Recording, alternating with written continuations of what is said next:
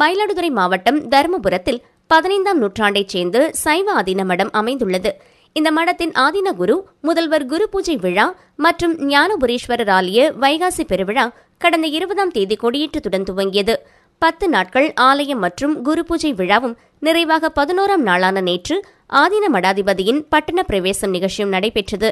அதன் முக்கிய நிகழ்ச்சியான சிவிகை பல்லக்கில் ஆதீன கர்த்தரை சுமக்கும் நிகழ்ச்சி நடைபெற்றது. இதனை முன்னிட்டு தங்கப்பாத குரடு தாங்கிய ஆதீன 27வது மடாதிபதி ஸ்ரீ மாசிலாமணி தேசிக ஞானசம்பந்த பரமாச்சாரிய சுவாமிகளை கட்டளை தம்பிரான் சுவாமிகள் சிவிகை பல்லக்கிற்கு அழைத்து வந்தனர். தொடர்ந்து பட்டண பிரவேசம் நிகழ்ச்சி துவங்கியது. யானைகள், ஒட்டகங்கள், குதிரைகள் முன்னே செல்ல மல்லாரி இசை நிகழ்ச்சியுடன் தருமபுர ஆதீனத்தின் மடாதிபதி சிவிகை பல்லக்கில் 4 மாட வீதிகளில் வீதி உலா வந்தார்.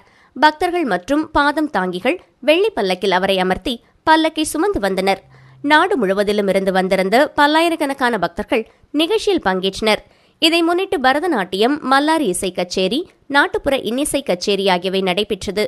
ஒயிலாட்டம், மயிலாட்டம், பொய்க்கால் குதிரை, கரகாட்டம், காளையாட்டம் உள்ளிட்ட கண்கவர் பாரம்பரிய கலை நிகழ்ச்சிகள் நடைபெற்றன. தொடர்ந்து 4 மாட வீதிகளின் வழியே பல்லக்கு ஊர்வலம் நடைபெற்றது. வீடுகள் தோறும் விளக்கேற்றி வைத்து பொதுமக்கள் வழிபாடு செய்தனர். நிகழ்ச்சியில் மதுரை ஆதீன மடாதிபதி, சூரியார் கோவில் ஆதீன மடாதிபதி உள்ளிட்ட மடங்களின் ஆதீன கர்த்தர்கள், கட்டளை தம்பிரான் சுவாமிகள் உள்ளிட்டோர் நிகழ்ச்சியில் பங்கேற்றனர். பட்டண பிரவேசம் நிகழ்ச்சியை தொடர்ந்து ஆதீனத்திற்கு மீண்டும் எழுந்தருளிய மடாதிபதி ஸ்ரீ மாசிலாமணி தேசிக ஞானசம்பந்த பரமாச்சாரிய சுவாமிகள் கெரளு காட்சி நடைபெற்றது. நாடு முழுவதிலும் இருந்து வந்திருந்த ஆயிரக்கணக்கான பக்தர்கள் இந்நிகழ்ச்சியில் தரிசனம் செய்தனர். நிகழ்ச்சியை முன்னிட்டு மாவட்ட காவல்துறை கண்காணிப்பாளர் திருமதி மீனா தலைமையில் 250 காவல்துறையினர் பாதுகாப்பு பணியில் ஈடுபட்டிருந்தனர்.